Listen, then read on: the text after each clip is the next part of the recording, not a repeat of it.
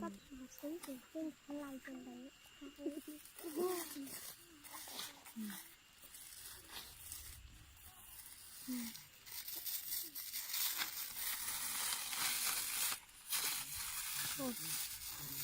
Trên kia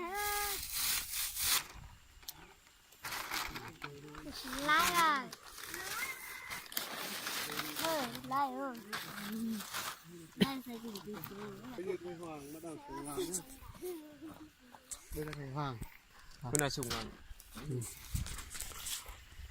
Có ấn nữa không? Không biết làm một đứa mẹ của. Vâng ông.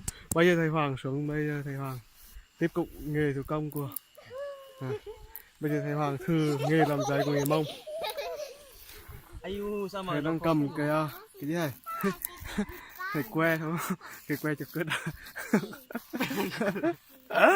Đang cọc, đang chặt theo từng tờ. nhìn theo dọc của tờ giấy này. làm thì có vẻ dễ Đúng nhưng rồi. mà khi làm thật sự là rất là khó có biết. Có đúng không? Tôi sẽ làm giấy. Thầy Hoàng cũng làm giấy sao? Nguyên vật liệu của giấy này là gì các bạn có biết không? Măng độc. Nó là làm từ măng đắng á. Măng đắng cái loài thân của nó đã cứng lắm rồi, già rồi. Cái loài mà thầy Hoàng ăn xong rồi thừa rồi. Mà thầy lịch yêu thủ đó. Ai có cần giấy không để lấy với tôi nhá.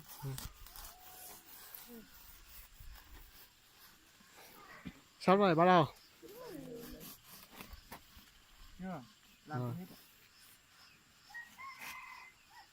Rồi bắt đầu. Sang bên phải rồi. Nhớ quay cẩn thận với nhá. Đó. Cái đi kia khô lắm. Rồi bắt đầu rồi lại. Đầu.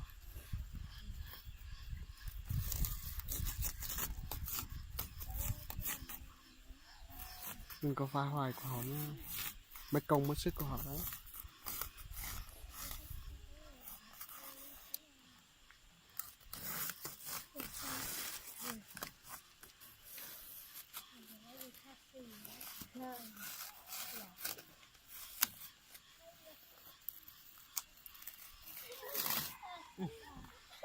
Lúc nào nữa? Không. Cái gì làm?